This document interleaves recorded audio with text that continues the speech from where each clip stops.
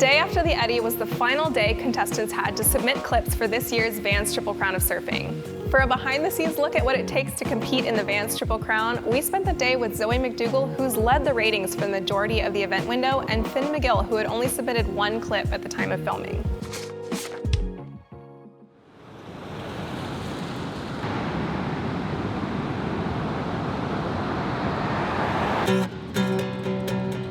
It's the last day of the Triple Crown, so we're just trying to grind out anything right now. Big wash through sunset. I do think pipe will be still wash throughs. I think I'm chasing more for Haleiwa.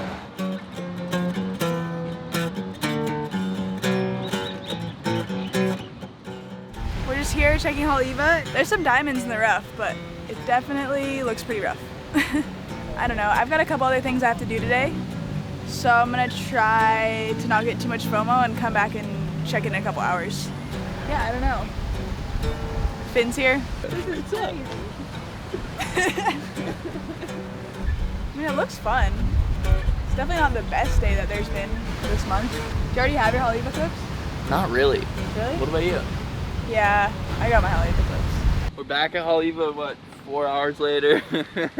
And it looks doable now. A little bit more doable. Ivan's forcing me to go out.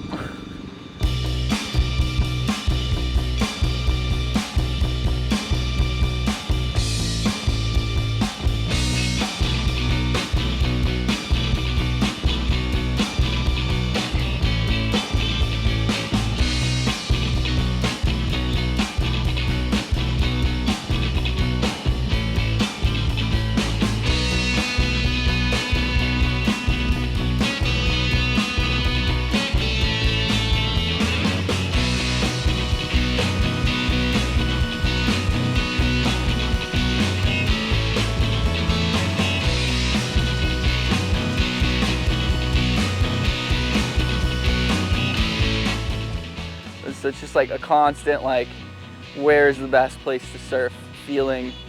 Always feeling like you should be somewhere else. Oh, hi. Even today when I was surfing out there, I was like, I swear, like if someone paddles out and tells me pipe's good right now, I'm gonna be freaking out. I don't know, it's crazy. It's the most FOMO I've ever experienced.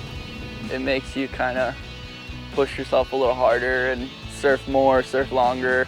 I think that it leads to like surfing way more than you normally would on a lot of days. I approached it just fucking hard and fast. I was like, I'm just gonna pull into the biggest barrels I can find. It's definitely stressful going into the last day and like being in the lead and like really just imagining like how sick it could be to win this. Well, it changed my life for quite a bit. I mean, I'm fucking broke right now. I'm living with my mom. I moved back in with her, so. There's 50K on the line, like, and more if you place at every break. Pretty much every time I submit a clip, there's like indecision. I will say that is the most horrible thing ever, is trying to pick your 2 clips. Ask my dad and like ask like 4 of my friends. Definitely been calling a lot of friends. At some point, come to a decision and still am never really sure about it and be like, okay, I'm gonna submit it, I guess. Like, and like close my eyes and do it and then shut my computer and go film the next day. We gotta pick it tonight, and I gotta go through like, I hope I'm gonna get more clips tonight too.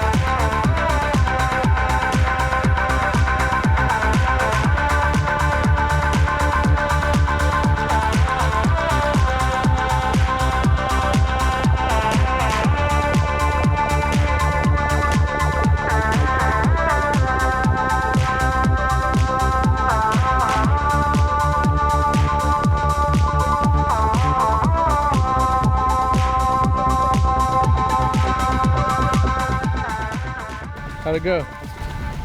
Not the best. I think I'm gonna stick to the clips I already have. We're done.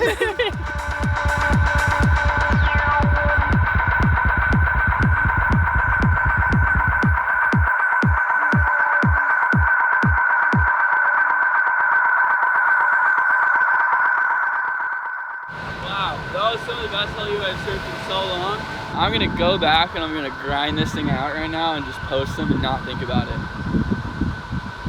And then have a lot of beers.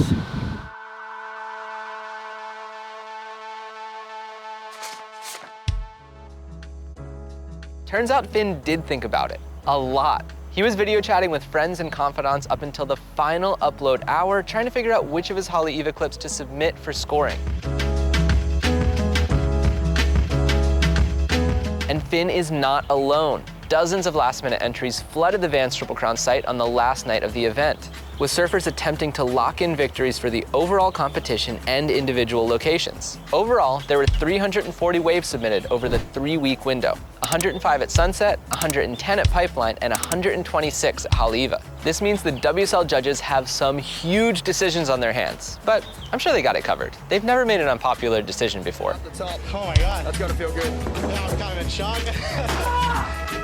Let's meet the surfers who've put themselves in contention to win. We've seen Zoe McDougall leading the overall ratings for the majority of the Triple Crown. This week, she replaced one of her waves at both Haleiwa and Sunset, which will hopefully lead to an increase in her scoreline. Meanwhile, Moana Jones, who has a 30 out of 30 at Pipeline, backed up her perfect score with 4 rides at the other venues. The real danger woman for Zoe is 2-time defending champ Carissa Moore, who uploaded 3 new waves from Haleiwa and Sunset this week. Will this last-minute push be enough to propel Carissa past Zoe and into her 3rd straight title? That's up to the judges. On the men's side, our current leader, Mikey February, didn't upload any new waves this week, so he won't improve on his 84-point total. Looking at some of this week's uploads, I don't think that's going to be enough to hold on to the lead. But shout out to Mikey for getting 5 of his 6 counting rides on Progressive Crafts.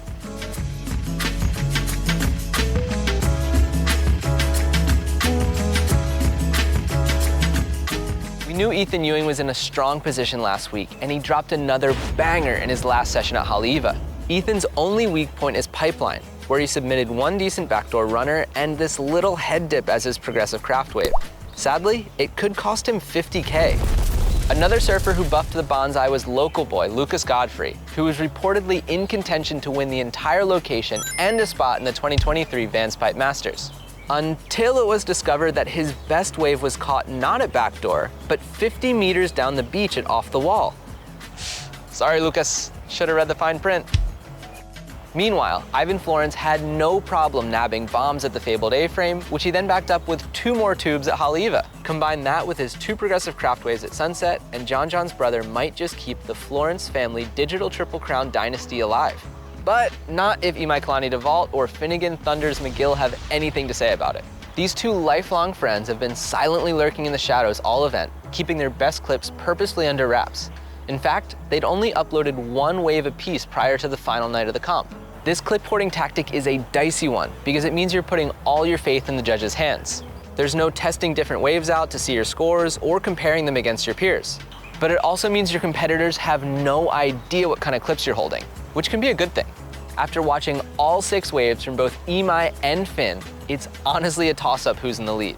Both surfers have clear strong points, like Imai's Haleiwa hanger and Finn's heavy-footed Sunset flow, and impressive Progressive Craft waves.